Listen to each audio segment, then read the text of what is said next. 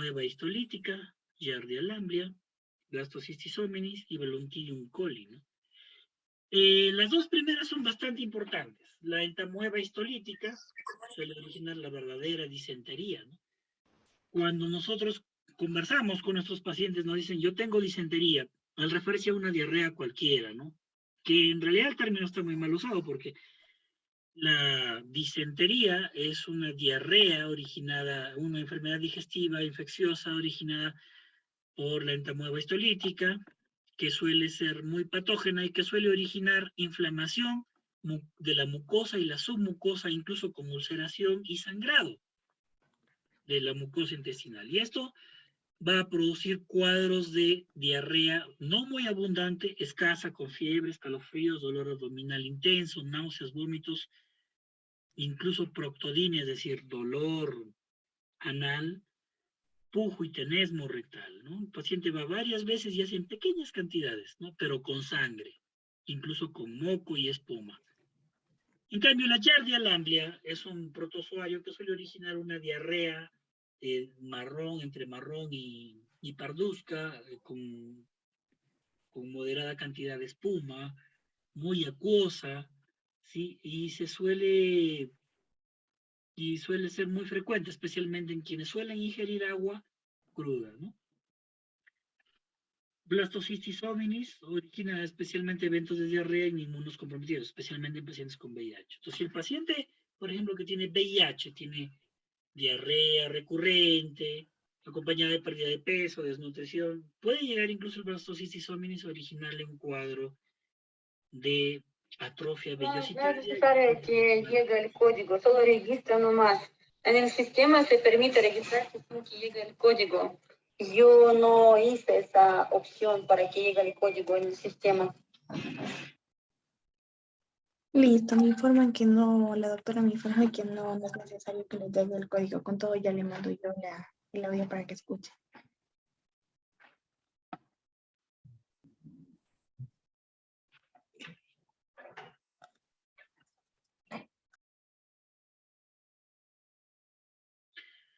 Y el Balantidium coli, que origina también eventos de diarrea muy similar a los pacientes que tienen una disentería por entamoeba histolítica. El Balantidium coli se suele observar en aquellos pacientes que suelen criar o convivir con cerdos, ¿no? Al darles de comer los residuos de la alimentación humana y contaminarse con el agua del chiquero, que es de la zona de crianza del cerdo, ¿no? Entonces, solemos contaminarnos con Balantidium coli. También se ha visto que tiene efecto contra bacterias anaerobias, contra tricomonas y contra el Helicobacter pylori, incluso los nitroimidazoles, vamos a señalar acá especialmente el metronidazol, está en algunos esquemas de tratamiento para el Helicobacter pylori, ¿no? Que suelen acompañarse de claritromicina, metronidazol, pantoprazol, o puede acompañarse de metronidazol, claritromicina y omeprazol. ¿Cuáles son los efectos adversos? Ojo, tiene un efecto disulfiram, lo he puesto abajo porque es un efecto que suele llamarse también antabuse. Habitualmente origina náusea, vómitos, boca seca, sabor metálico, coloración rojiza de la orina, ¿sí?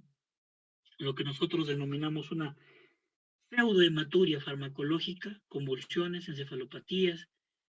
Algunos efectos mutagénicos en animales sí se ha podido comprobar, ¿no? O sea, los amigos veterinarios que han usado especialmente semidazol, metronidazol en grandes dosis, sí han podido verificar que hay embriotoxicidad y mutagénesis embrionaria. El efecto disulfiram, por inhibición de la acetaldehído deshidrogenasa, hace que el paciente tenga efectos de embriaguez, síntomas de embriaguez, es decir, vértigo, somnolencia, trastorno de la metría de los movimientos, pérdida del equilibrio, incluso puede llegar a tener fasciculaciones musculares por el uso de secnidazol, tinidazol o metronidazol, concomitantemente con otros medicamentos que también inhiban la acetaldehído deshidrogenasa hepática. Por ejemplo, el alcohol. Por eso es que los pacientes que usan metronidazol se les indica que no consuman alcohol o algún derivado o algún alimento que tenga alcohol. Bueno, la dosis de metronidazol, por ejemplo, en giardiosis es baja, ¿no? 15 a 20 miligramos por kilo, pero en la diarrea por Balantidium coli o por entamoeba histolítica se puede usar hasta 50 miligramos por kilo por día, 3 veces al día, por 7 a 10 días, de acuerdo a la intensidad. Incluso se la puede utilizar endovenosa, de acuerdo a la intensidad de la enfermedad. ¿Sí? El timidazol de 50 a 60 miligramos por kilo, 3 veces al día, máximo 2 gramos. No se debe indicar en el primer trimestre del embarazo ni en la lactancia. El cefnidazol, 30 miligramos por kilo en dosis única. Importante, ¿no? El cefnidazol también es usado para el tratamiento de la tricomoniasis, como parte de los esquemas para las infecciones de transmisión sexual. El iodoquinol, ¿no? Es un derivado halogenado de la 8-hidroxiquinoleína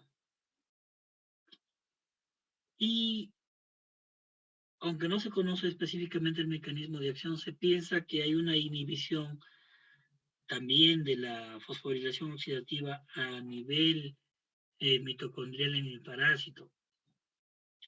Este medicamento fue usado durante muchos años en las pruebas radiológicas. Efectos adversos, náusea, vómito, las uñas se decoloran, igual que el cabello, hay alopecia, agranulocitosis, crecimiento de tiroides, neuropatía periférica.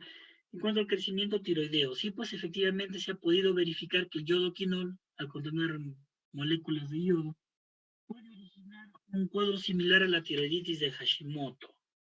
Entonces, el paciente puede hacer un hipotiroidismo secundario por el uso prolongado del iodoquinol. Ojo, su dosis es de 30 a 40 miligramos por día, 3 veces al día. No se debe indicar en pacientes alérgicos al yodo, daño hepático o renal, y una cápita más, aquellos pacientes que van a ser sometidos a contraste para evitar el daño renal, no se les debe dar tampoco iodoquinol. Altenclosán es un derivado de la acetamida, ¿no? Que va a interferir con el metabolismo fosfolipídico. Los efectos adversos van a ser flatulencia, náuseas, meteorismo, cefalea, rash cutáneo, urticaria. ¿Por qué, por ejemplo, la flatulencia y las náuseas? Porque se ha podido verificar en algunos estudios que, bueno, va a disminuir la acción de la lipasa pancreática y va a haber una formación de metano, CO2 e indol en el duodeno y el paciente va a tener flatulencia, ¿no? Espectro, es muy bueno el espectro contra los trofozoitos como contra las formas quísticas de la entamoeba histolítica. En México, en Venezuela y en Colombia se usó por un tiempo teclosán como segunda o tercera opción para el tratamiento para entamoeba histolítica, especialmente en pacientes con VIH.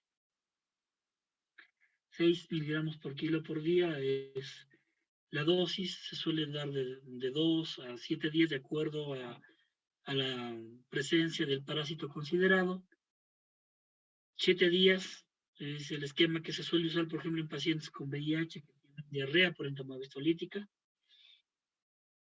Hay un antiparasitario mixto, ¿no? La nitazoxanida, que no tiene más allá de 30 años de sintetizado, ¿no? Incluso un francés bien conocido, Jean-François Rossignol, fue el que sintetizó la molécula.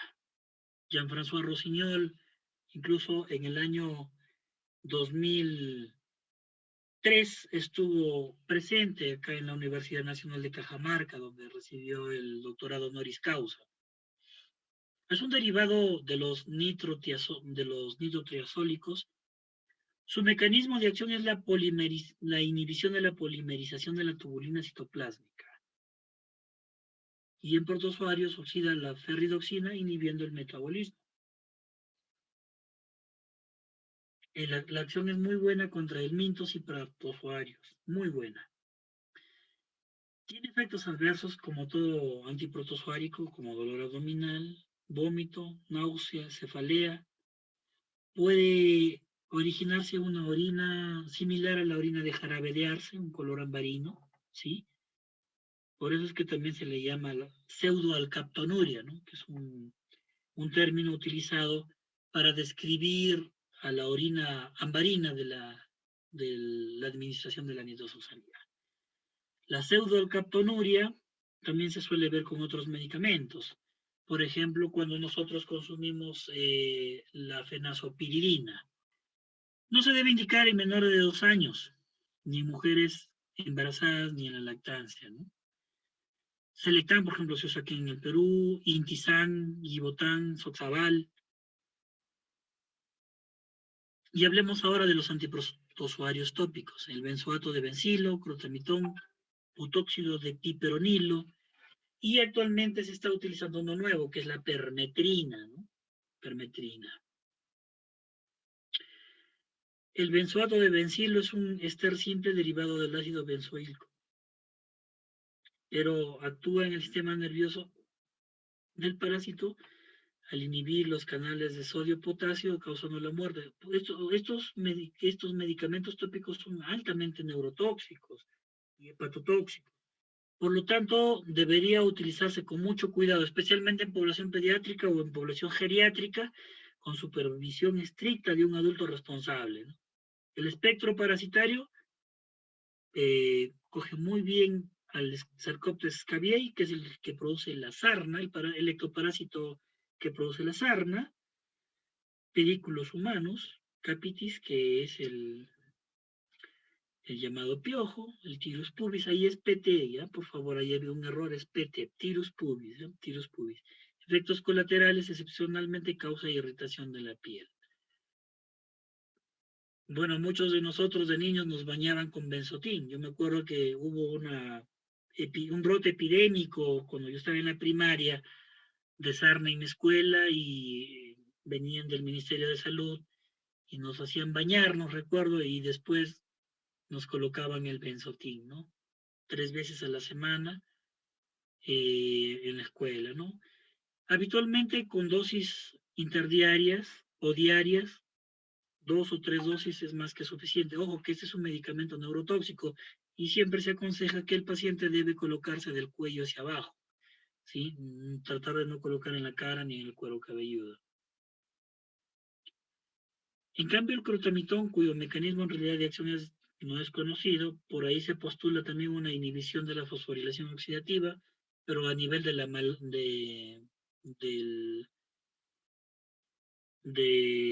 la conversión del malato. Es una acaricida, pediculicida y antipruriginoso de uso tópico, ¿no? Nosotros hemos tenido una excelente experiencia en el uso de pacientes con la llamada sarna noruega, ¿no? En pacientes con VIH. Y lo usamos pues para la escabiosis y la pediculosis. Lo que sí suele originar es irritación cuando cae a las mucosas, mucosa conjuntiva o el ojo. Algunas personas tienen conjuntivitis, erupciones exantemáticas, algunos casos de reacciones alérgicas por uso prolongado y hay una sensación de calor en la zona afectada. Crotanol, cromacin es el otro compuesto que ya se produce muy poco. Con la introducción de la permetrina ya el crotamitón y el benzoato de bencilo están dejando de usarse, ¿no? Otro medicamento con muy buena acción pediculicida especialmente es el butóxido de piperonilo, ¿no? Que es un derivado semisintético del safrol. Inhibe el citocromo P450 parasitario, inhibiendo los mecanismos de detoxificación, aumenta las concentraciones del fármaco contra el parásito y origina la muerte del mismo, ¿no? Puede originar efectos secundarios como calor y irritación local en la piel y el cuero cabelludo, ¿no? Entonces, a muchos de nosotros nos han puesto de niños también el Nopusit, ¿no? En champú y en loción. ¿Mm? Muy bien. Entonces, ¿hasta aquí alguna pregunta? El día viernes vamos a hacer la segunda parte, que es mucho más amplia. donde se va a hablar con mucho más detenimiento acerca de los antiprotozoáricos para la malaria, para la enfermedad de Chagas, para la leishmaniasis visceral, para la toxoplasmosis y también para la leishmaniasis mucocutánea, que es tan prevalente en América Latina. ¿Alguna pregunta, Stephanie? Doctor, ahorita le empiezo a leer las preguntas que nos dejan por el chat de WhatsApp.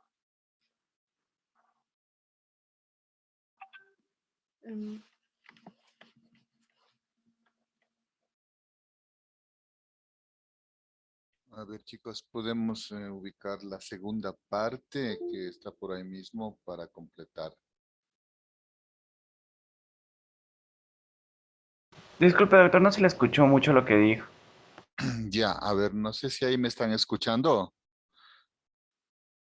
¿Me escuchan, por Sí, favor? doctor, sí se le escucha ahí. Ahí sí. Que hay también justo la segunda parte. Continuemos, por favor. Le quiero dar pantalla completa. Ah, ya. Se ve, ¿no? Sí. Se ve, ¿sí? Vale. Control L. ¿Se ve ahora pantalla completa? Todavía no, doctor. Vamos a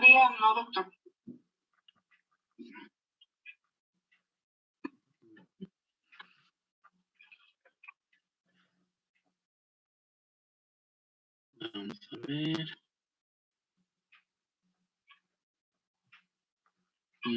A ver. Lo voy a tener que abrir en PowerPoint. ¿Ya? Ya, doctor. Porque PDF es completo. ¿Qué pasa? Lo que es antiparasitario si lo he tenido que dividir en partes, esta es la segunda. Solamente lo que es antipalúdicos es bastante.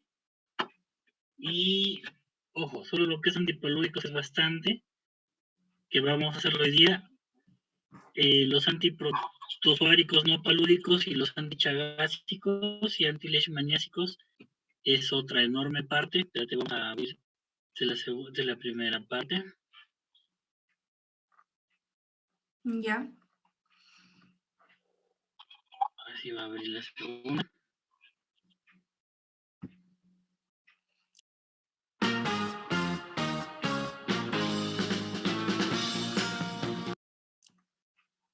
Tiene que compartir de nuevo su pantalla, doctor, en donde están las diapositivas.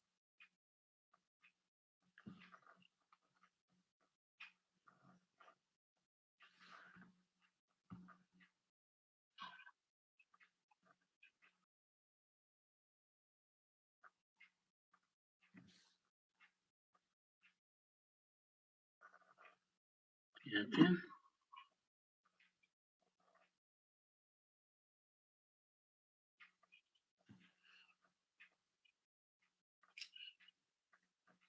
¿Y ahora se ve? Sí.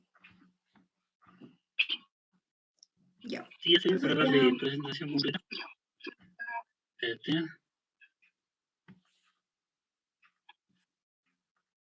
Pantalla completa. ¿Ahora se ve? Sí, doctor. Ahora está perfecto.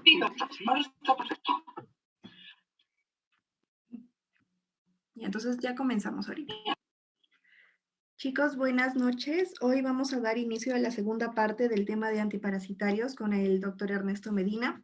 Esperamos que sea de su agrado. Recuerden que las preguntas que quieran hacer pueden ir escribiéndolas en el chat de YouTube o en el chat de WhatsApp para hacérselas llegar al doctor al final de la ponencia.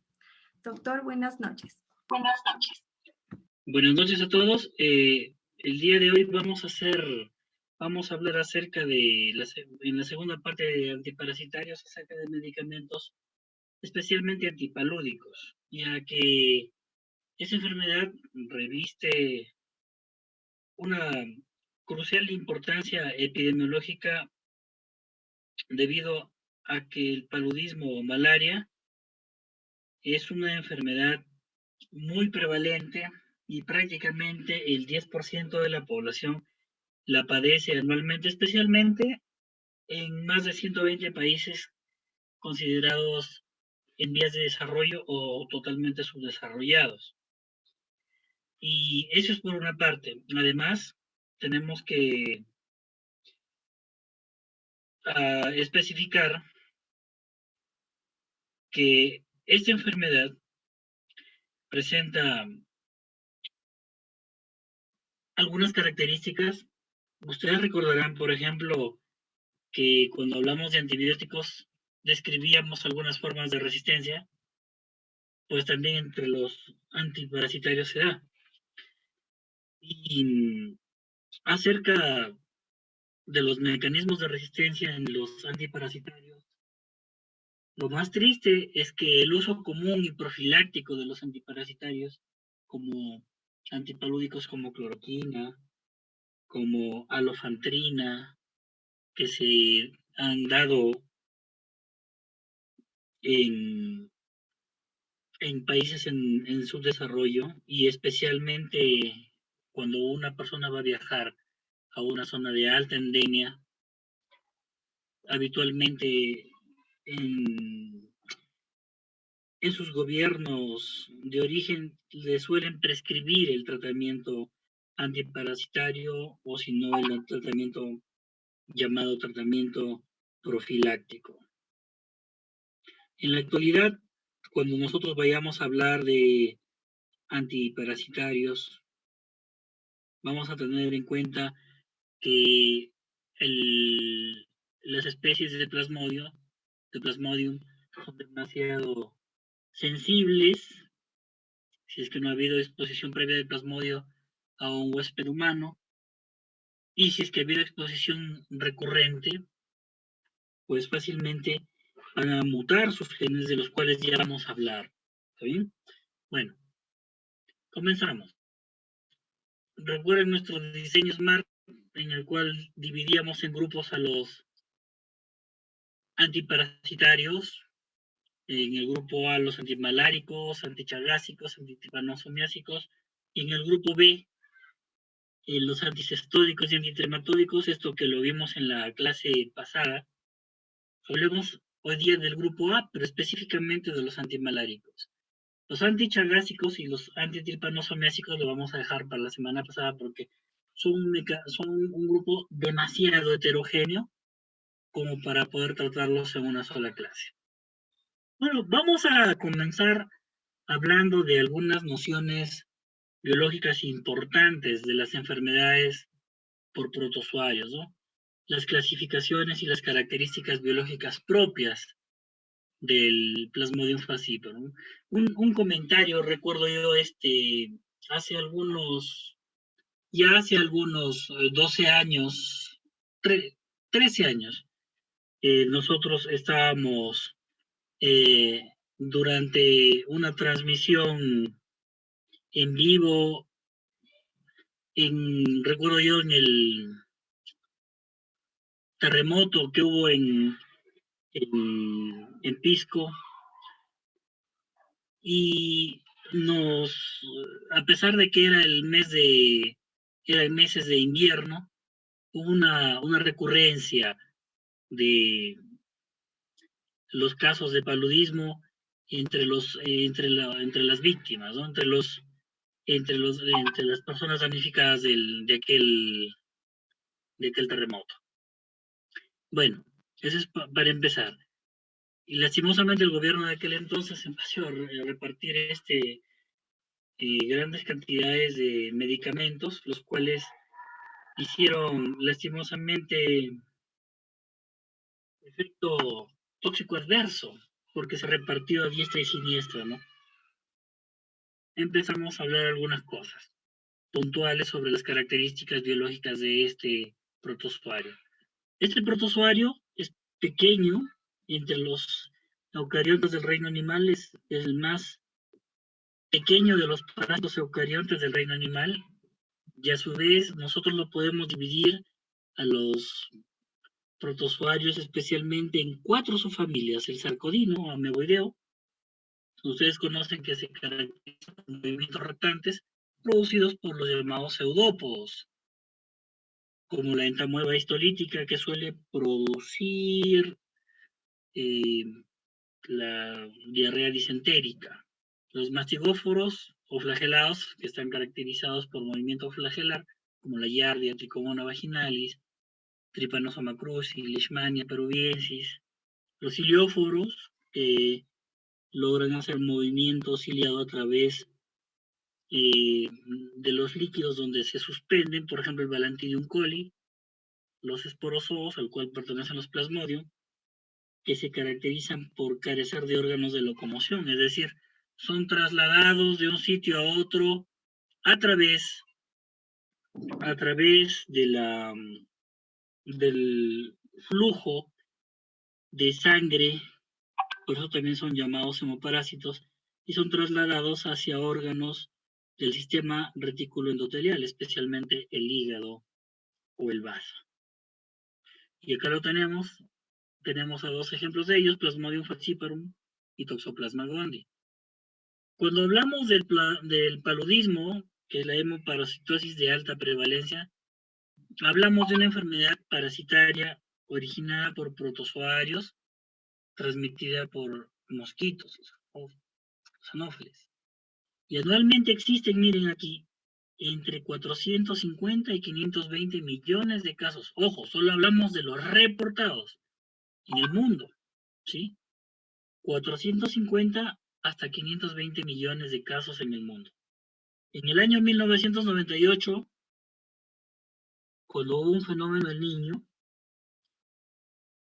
se llegó a reportar 520 millones de casos justo en los meses que coincidían con el verano del hemisferio sur. Es endémico en más de 120 países en África, en Asia, en Oceanía, en Sudamérica, en Centroamérica, en México y en el Caribe. Y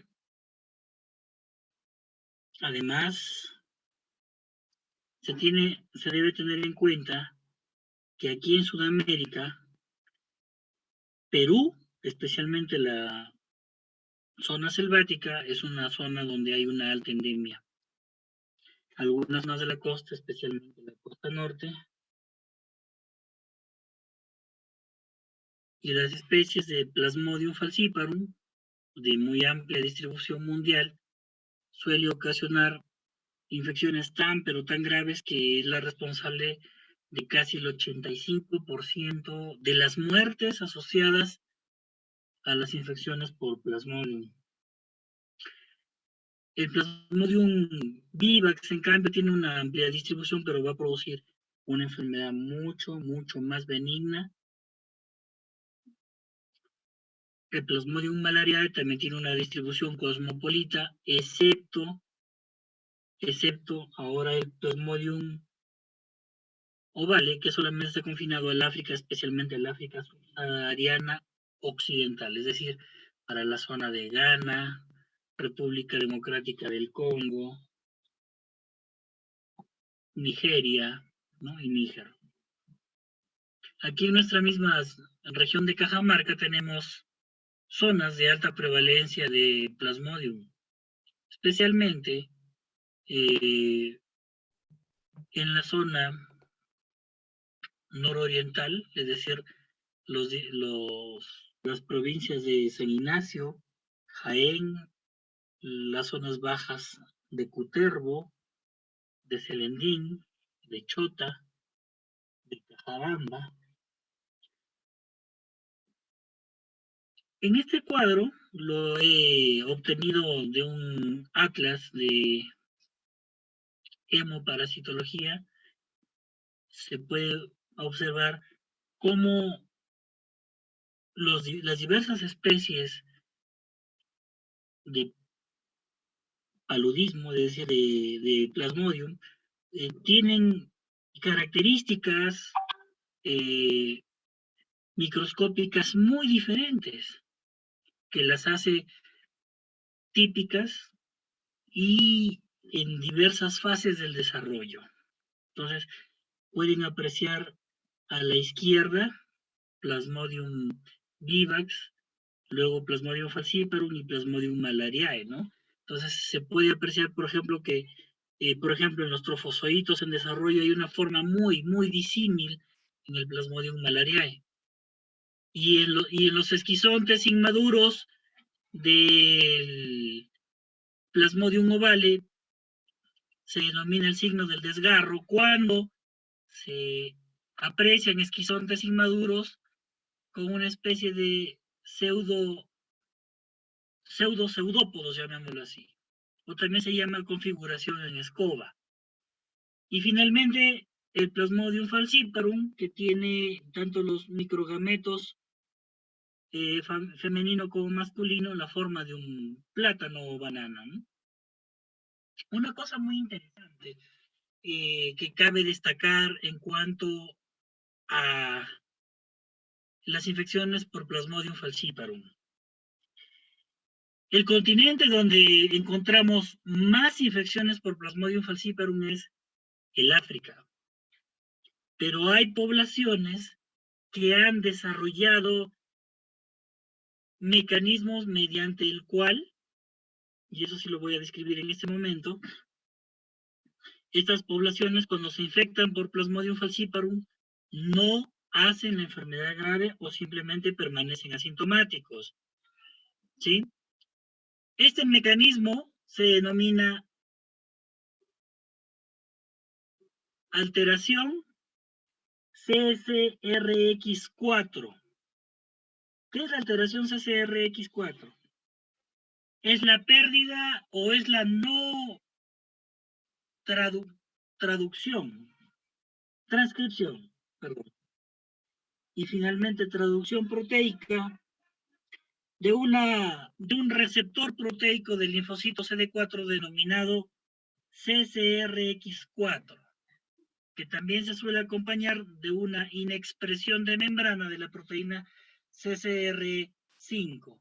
Y ustedes se preguntarán, ¿cuál es la importancia clínica de que un CD4 no exprese la proteína CCR4 ni CCRX4 ni CCR5? La importancia clínica es que estas proteínas se encuentran en la membrana celular del linfocito y son las que participan en el acoplamiento de algunas glicoproteínas, tanto virales como bacterianas y parasitarias. ¿Recuerdan ustedes de la glicoproteína GP120 del VIH?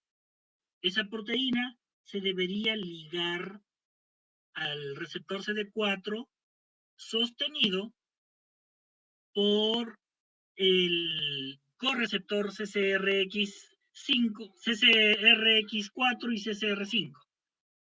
Entonces, en las poblaciones en las cuales, especialmente en el África subsahariana occidental, en las cuales hay una prevalencia muy marcada de infecciones por Plasmodium falciparum, algunos individuos han desarrollado esta alteración genética mediante el cual, interesante, mediante el cual se protegen de las infecciones por Plasmodium falciparum. Obviamente van a desarrollar también anemia falciforme y cuando hagan una infección por VIH van a ser considerados como no progresores. Interesante, estos mecanismos de resistencia a las infecciones parasitarias que con el tiempo en cierto modo, han protegido a estos individuos que han desarrollado la mutación en el gen de estas proteínas CCR5 y CCRX4 de ya no hacer un ingreso del VIH para que se replique este virus. Y ojo, se considera que también esta alteración protege en cierto modo al acoplamiento de la Yersinia pestis. Algunas poblaciones también del Mediterráneo, de la zona mediterránea, en la selección natural durante más de 6 siglos, cuando hace 6 siglos sufrieron grandes epidemias de malaria, especialmente la forma falciparum, desarrollaron también estas alteraciones, las cuales en cierto modo las protegieron de la peste bubónica. ¿Se dan cuenta? Entonces, esta parte interesante de inmunogenética y de proteogenómica aplicada a la farmacología nos enseña que hay mecanismos moleculares que que nos protegen de una enfermedad, pero nos hacen más susceptibles a otras. Por lo tanto, estos pacientes también los del Mediterráneo hacen también más anemia falciforme. Muy bien, en este cuadro ustedes pueden apreciar aquí arriba las etapas de vida del parásito, ¿sí? Ustedes pueden apreciar que el ciclo del Plasmodium vivax va a comenzar porque el esporozoito va a salir de las glándulas salivales y va a ser inoculado a través de la piel en los pequeños vasos capilares subcutáneos, y estos esporozoitos ingresan por la saliva del mosquito. Una vez que la saliva del mosquito ha sido inoculada, los esporozoitos penetran a los vasos sanguíneos y son diseminados por el torrente sanguíneo, y cuando penetran en las células hepáticas van a ser la denominada fase hepática de la infección parasitaria por el Plasmodium. En el ser humano, una vez que ingresan a las células hepáticas y también a las células de Kupffer, los merozoitos se van a transformar en esquizogonias y van a producir merozoitos, y que se liberan desde los hepatocitos y penetran de esta manera en los eritrocitos, y en los eritrocitos es donde se transforman en trofozoitos. Ojo, se van a evolucionar a esquizontes, finalmente a merozoitos. Algunos merozoitos pueden otra vez invadir a los eritrocitos, y esto va a producir que el ciclo se repita, ¿no? Esporozoito a merozoito. Los merozoitos, a su vez, pueden formar microgametos o microgametocitos. Estos gametos otra vez vuelven a ser captados en el estómago del mosquito cuando vuelve a picar al ser humano, ya transformados en macrogametocitos. Los macrogametocitos, cuando ingresan al intestino medio del mosquito, se desarrolla en la forma de ooquiste, ¿no? Va a formar finalmente otra vez la esporogonia y soltará esporozoitos al torrente sanguíneo para inocularlos con las glándulas salivales en una segunda oportunidad o en las oportunidades